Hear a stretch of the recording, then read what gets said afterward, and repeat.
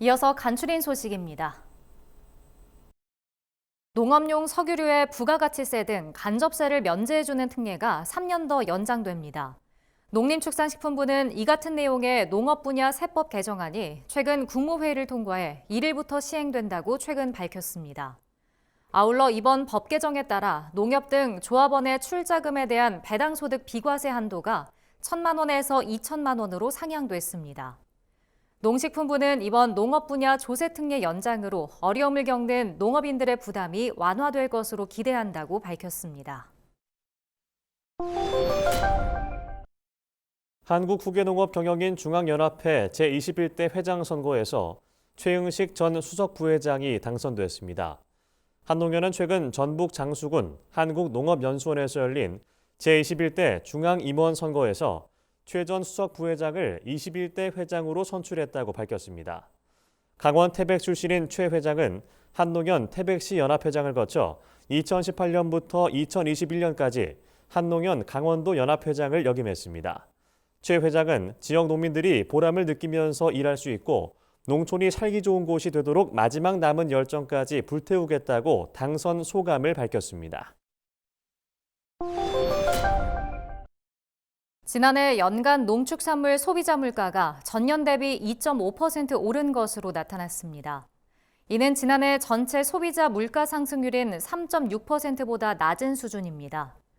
농림축산식품부는 물가 가중치가 높은 소고기와 돼지고기 공급이 안정적인 상황을 유지하며 축산물 물가지수가 전년 대비 2.2% 하락했기 때문이라고 설명했습니다. 반면 지난해 농산물 소비자 물가지수는 전년보다 6% 상승했는데 이는 기상재해에 따른 과일류 생산량 감소와 쌀 가격 상승 때문인 것으로 풀이됩니다. 충청남도가 스마트팜을 운영하려는 청년농 1,000여 명을 대상으로 무담보, 무이자 금융 지원에 나서기로 했습니다. 충남도는 최근 NH농협은행, 충남영업본부 등과 함께 2천억 원 규모의 특례 보증을 지원하는 충남형 스마트팜 금융지원 업무 협약을 맺었다고 밝혔습니다. 이번 협약은 청년농의 영농자금 부담을 완화해 스마트팜 사업 진입을 독려하고자 마련됐습니다. 대상 인원은 최대 융자 한도 2억 원을 고려할 때 1,012명에 달할 전망입니다. 보증 비율은 100% 전액이며 신용 보증 기간은 최장 10년 이내입니다. 전라남도가 오는 2027년까지 매년 2,000호의 빈집을 정비하기로 했습니다. 전남도에는 2만여 개 빈집이 있고 이 중 절반 이상이 철거 대상일 정도로 빈집 문제가 심각합니다. 빈집은 주변 경관을 해치고 범죄 장소로 악용되는 등 각종 문제를 유발하는 원인이 되곤 합니다. 이에 전남도는 오는 2027년까지 5년간 총 사업비 140억 원을 들여 매년 2,000동씩 빈집 정비에 나서기로 했습니다. 전남도는 빈집을 철거한 공지에 주차장이나 꽃밭을 조성하는 등 자체적 활용 방안을 마련할 계획입니다. 농림축산식품부는 최근 저탄소 인증 한우 농장 44곳을 추가로 지정했다고 밝혔습니다. 이로써 지난해 저탄소 인증을 받은 농가는 총 71곳이 됐습니다. 저탄소 축산물 인증은 탄소 배출 저감 기술을 보유한 한우 농장 중 온실가스 배출량이 전체 평균보다 적은 농가를 인증해주는 제도입니다.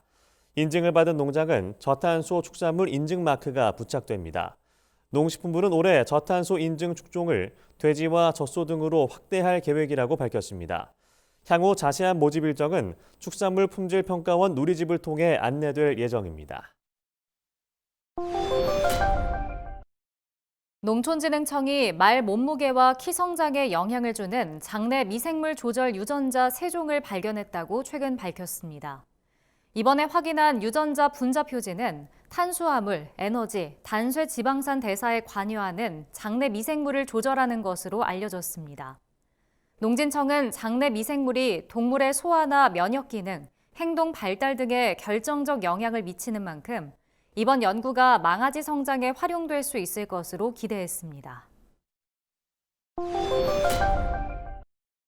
올해 기초연금 선정 기준액이 단독 가구 기준으로 11만 원이 올라 65세 이상 1인 가구라면 월 소득 213만 원 이하일 때 기초연금을 받을 수 있습니다. 보건복지부는 2024년도 기초연금 선정 기준액이 단독 가구 213만 원, 부부 가구 340만 8천 원으로 결정됐다고 최근 밝혔습니다. 이는 지난해 대비 5.4% 오른 금액입니다. 정부는 65세 이상 노인 중 하위 70%가 기초연금을 수급할 수 있도록 소득과 재산 수준, 물가 상승률 등을 고려해 매년 선정 기준액을 결정하고 있습니다.